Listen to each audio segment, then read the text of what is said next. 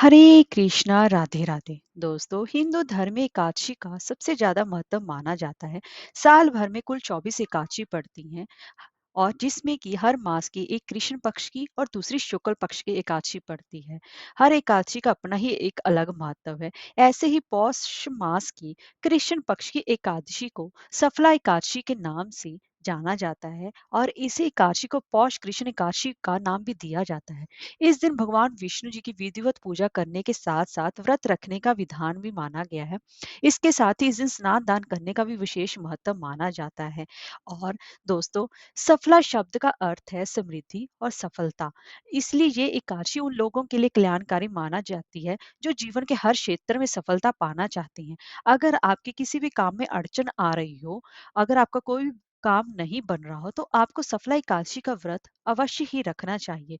इसलिए सफला एकादशी को प्रचुरता, सफलता, समृद्धि और भाग्य के द्वार खोलने का एक कारक माना जाता है। इसके साथ ही यह एकादशी हर इच्छा भी पूरी करती है और ऐसा भी माना जाता है कि सफला एकादशी के दिन व्रत रखने से 100 राजस्व यज्ञ और 1000 अश्वमेव यज्ञ के बराबर फल की प्राप्ति होती है।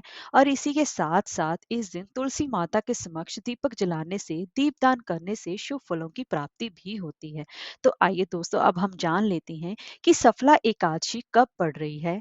और सफला एकादशी की जो कि साल 2024 की ये पहली एकादशी है, तो ये कब पड़ रही है और इसकी व्रत का पूजा का शुभ मुहूर्त क्या रहेगा, इसी के साथ साथ व्रत का पारण कब करना चाहिए, इसकी पूजा विधि और इसके महत्व के बारे में। तो चलिए वीडियो शुरू करते हैं।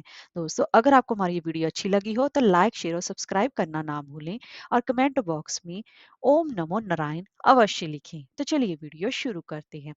दोस्तों, सफला एकादशी जो कि अपने नाम की तरह ही सभी कार्यों को सफल बनाती है, यह साल 2024 की पहली एकादशी पड़ रही है।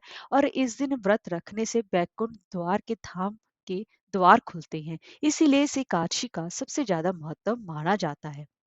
इसलिए अब हम जान लेते हैं कि ये कब प्रारंभ हो रही है। पौष मास के कृष्ण पक्ष की एकादशी तिथि का प्रारंभ 7 जनवरी 2024 को सुबह 12:42 से प्रारंभ हो रही है और इस तिथि का समापन 8 जनवरी को सुबह 12:46 पर समाप्त हो रही है। तो ऐसे में दोस्तों, उदय तिथि के हिसाब से 7 जनवरी दिन रविवार को सफला एकादशी व्रत रखा जाएगा। अब हम जान लेते हैं कि एकादशी व्रत का पारण हमें कब करना चाहिए। दोस्तों, अगर आपने विधि विधान से व्रत रखा है, तो इस व्रत का पारण भी आपको सही टाइम पर ही करना चाहिए, तभी हमें व्रत के पूर्ण फल की प्राप्ति हो पाती है। क्योंकि एकादशी का व्रत सबसे कठिन व्रतों में से एक माना जाता है, तो इसलिए एकादशी व्रत का पारण भी सही समय पर करना चाहिए। तो एकादशी व्रत का पारण आपको 8 जनवरी की सुबह 7:15 से लेकर सुबह के ही 9:20 तक आपको अपने व्रत का पारण कर लेना चाहिए। और 8 जनवरी को सुबह सोमवार पड़ रहा है। अगर आपने सोमवार का भी व्रत रखते हैं, तो आपको, और आपने एकादशी का भी व्रत रख रखा है, तो इसलिए आपको एकादशी व्रत का पारण तुलसी जल, मिले हुए जल से आपको सेवन करने के बाद ही व्रत का पारण करना चाहिए और फिर आपको सोमवार का व्रत प्रारंभ कर लेना चाहिए। अगर आपने सोमवार का व्रत नहीं रखते हैं, तो आपको 7:15 से लेकर 9:20 तक आपको अपने व्रत का पारण इस समय दौरान आप कभी भी कर सकते हैं। और एक बात दोस्तों, एकादशी व्रत का पारण हमेशा ही द्वादशी तिथि के रहते रहते कर लेना चाहिए। तो द्वादशी तिथि समाप्त होने का समय है 8 जनवरी की रात 11:58 तक। आइए दोस्तों, अब हम जान लेते हैं कि सफला एकादशी व्रत की पूजा विधि क्या रहेगी। दोस्तों, हमेशा ही एकादशी व्रत जो कि दशमी तिथि से लेकर द्वादशी तिथि तक चलता है, इसीलिए यह व्रत 3 दिन तक चलता है। इसीलिए आपको दशमी तिथि से ही आपको अपने सभी नियमों का पालन कर लेना चाहिए। दशमी की तिथि को शाम के समय आपको भोजन ग्रहण नहीं करना चाहिए और इसी के साथ ही आपको ब्रह्मचर्य का पालन करना चाहिए और जमीन पर शयन करना चाहिए। अब आपको सफला एकादशी के दिन सुबह सूर्योदय से पूर्व स्नान करना चाहिए और भगवान श्री हरि के अच्युत स्वरूप का ध्यान करते हुए व्रत का संकल्प लेना चाहिए। इसके बाद सूर्यदेव को प्रणाम करते हुए जल का अर्घ दे। अब आप पूजा स्थल पर भगवान श्री विष्णु जी की प्रतिमा स्थापित कर, चाहे तो उनके स्वरूप लड्डू गोपाल जी को आप स्थापित कर सकते हैं।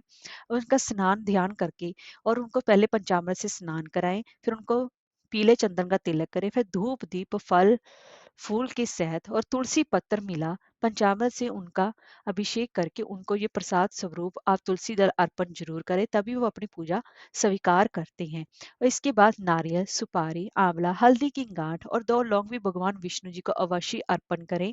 और इसी के साथ-साथ उनको पीले रंग की मिठाई का भोग लगाना बिल्कुल ना भूलें, उसमें तुलसी दल अवश्य हो। और एक बात का विशेष रूप से ध्यान रखें, इस दिन रविवार पड़ रहा है, तो इसमें आप सिर्फ तुलसी माता की सिर्फ आप दीपक शाम के समय आप जला सकते हैं, लेकिन इस दौरान आपको ना तो तुलसी में जल देना है और ना ही तुलसी के पत्तर तोड़ने हैं। इस बात का विशेष रूप से ध्यान रखें।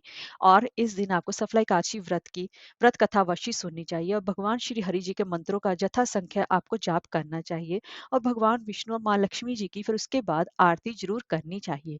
और ऐसा दिन बिताते हुए आपको रात के समय भगवान विष्णु जी के मंत्रों का जाप करते हुए उनके भजन कीर्तन करते हुए रात्रि जागरण अवश्य करना चाहिए। एकादशी व्रत में रात्रि जागरण का सबसे ज्यादा विशेष महत्व माना जाता है। और फिर अगले दिन द्वादशी तिथि पर सुबह ब्रह्म मुहूर्त में जल्दी उठकर भगवान विष्णु जी का विशेष रूप से पूजन अर्चन करने के बाद आपको ब्राह्मणों को और गरीबों को दान दक्षिणा देकर ही अपने उसके बाद अपने व्रत का पारण करना चाहिए। इस तरह से आपको अपने सफल एकादशी व्रत को सफल बनाना है। दोस्तों, अगर आपको हमारी वीडियो अच्छी लगी हो तो लाइक शेयर और सब्सक्राइब करना ना भूलें। हरे कृष्णा, राधे राधे।